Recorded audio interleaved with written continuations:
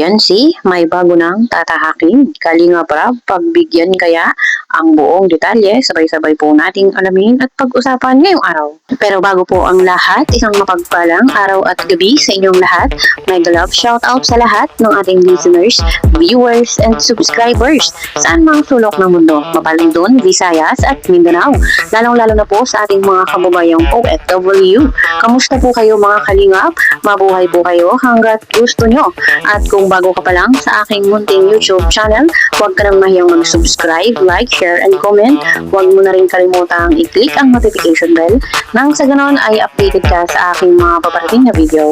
At syempre, patuloy po natin suportahan sina Kalinga Prab at ang ating ama ng Kalingap, ang nag-iisang founder, si Kuya Val Santos Matubang. Kung maaari po ay no skip ads nang sa ganon ay mas marami pa tayong malingap na nangangailangan. At konting paunawa po kung maaari ay tapusin niyo muna ang kabuuang video nang sa ganon ay akma ang inyong mga komento. At yun na nga po mga kalingap, sana ay humupa na ang issue about sa EDSA. Alam naman po natin na talagang malala yung pinagdadaanan ngayon ng EDSA at talagang walang tigil ang mga pambabatikos. Lahat ng paratang mga haka-haka ay matigil na po. At alam naman po natin, pasasaan ay tatahimik din yung mga yun at huhupa din ang mga issue. At nakikita naman po natin na lumalaban ang EDSA.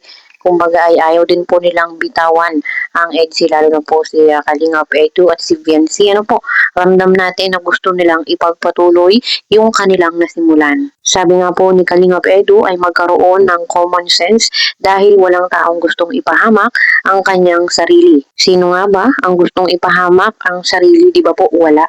Kaya po sana ay itigil na kung ano man yung mga parataang mga pambabatikos kay Kalingap Edu dahil yung tao naman ay gusto ng tahimik na buhay. Kaya sana ay humupa na. Ano po? At si VNC naman po ay ibigay natin yung peace of mind na gusto niya, lalo na po sa kanyang mga magulang na gusto syempre ay yung ikabubuti para sa kanilang anak. Sa umpisa pa lang kung dehado ang EDSA, di sana po ay hindi na rin umabot ng 2 taon. Sana noon pa ay stop na, tigil na, wala na ang EDSA. At talagang merong mga tao na gusto lang paghiwalayin ang EDSA. Pero syempre, sorry sa kanila dahil hindi po bibitaw ang EDSA, mananatiling matatag. Ika nga ay EDSA hanggang dulo. At yun nga po mga kalingap, kung natatandaan po natin, nabanggit po ni Kalinga Prab nung nakarang taon na bibigyan si VNC ng sariling channel, ng sariling YouTube channel. Katulad po ni Carla na ngayon ay may sarili ng channel, kumikita na ng sarili. At alam naman po natin na talagang malaking opportunity at sobrang laking tulong pag po nagkaroon sila ng sariling channel. Kumbaga ay mas matutustusan ni VNC yung pangangailangan niya at ng kanyang pamilya. Kaya po sana ay magkaroon siya ng YouTube channel. Pero sabi nga po ni Kalinga Prab ay bibigyan naman si VNC. Pero syempre ay hindi pa sa ngayon. Humahanap lang si Kalinga Prab ng timing. At alam naman po natin kung magkakaroon si VNC ng sariling YouTube channel ngayon ay hindi niya rin po masyadong maaasikaso dahil alam naman po natin na siya ay busy sa kanyang pag-aaral. At si VNC naman po ay nakikitaan po natin ng potential na kayang-kaya niyang i-handle ang sarili niyang channel kung siya ay magkakaroon man. At sigurado po tayo, katulad ni Carla, ay talagang marami ang manunood at marami ding susuporta. Siyempre, kalakip po dyan ang full support ng kanyang hobby na si Kalinga Edu. At sigurado po tayo na talagang matutuwa si Kalinga Edu kung sakali man na magkaroon ng YouTube channel si VNC. So, narito po mga kalingap ang video kung saan ay mapapanood po natin na pwedeng-pwede na po talagang mag-vlog si VNC. Saan po tayo? Mrs. Love. Saan po tayo? Hatchery daw tayo, hatchery. Hatchery tayo. May kainan. Ano pong masasabi niyo sa pagkain natin?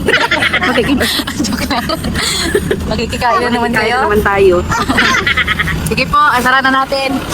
Wala na po, Doc. May tayo. Papa mo? Andito na po. Wala na? Wala na po. Sige na. Yan. Yan. Sige. Ay, mga kalingap. Ayan na po mga kalingap. Ay pa yung mag-ubiyahin na papuntang Daet. Shout out. Shout out, kuya. Kuya, Kalingap. Shout out kay Blancy. Yan, supportahan po natin si Kalingap. Oh, ayan, nasibihan sila yung shoutout ha. Kalinga pa rin. Si ano po yun ah? Oh, i-inch ka niya. RA yung kay Ray. Kalinga pa rin. Yan. Ayun, dalawang mas lab. Kanya naiwan yung dalawa naman? Yung kanto po. Ay, tatlo ang naiwan. Kasi pinupukas ay. Ano ba sabi mo siya? Yagay ka, dali. Ano yan? Thank you ka sa mapakain ngayon. Thank you ka sa mapakain ngayon. Salamat po sa pagpapakain po. Sino po yun doon? Tita Nerissa, thank you po. Ipisa ko. Team Bisacol daw po. Sa Bisacol. At Bisacol. Bisaya. Saya tsaka Bicol. Bisacol. Bisaya, Bicol. Push. Ay, si Darlene Kayso. Ito na kay ate. Darlene. Sabi niya pwede ba yun? Sabi ko pwede ko naman yung Wala yung Asan si Kit Wala yung Darlene? kapartner ni Darlene. Mga aga bukas kaya. Hindi sumamat na yung ginagawa. Bukas, di ba? Meron silang ano bukas? Sabado. Meron sila? Sabado bukas ha? Sabado na bukas. Practice kami. Ano naman? Wait lang yan si Ay. Sinamsa ni Papa niya. Ano po ba? Hindi naman naging kanina. Po? Hindi naman naging sa papa mo. Yan, dito Sa ka. mga tayo. Sa kapakaramdam. Ako na. Sabay ako ni Rita ka. At jeep. Bali lang kita ko. Nakita ko kayo ni Anne, di ba? Nakita ako doon. Oo, nakita ko kayo kanina. Ayun na malingki, sila mali. Yan, natingnan mo, naka-lipstick. Patingay ka kayo, Anne. Ay ka sa vlogger, sa bagong nagsabi yung buhok. Ayun sa may buhok mo. Like si ate naka-lipstick.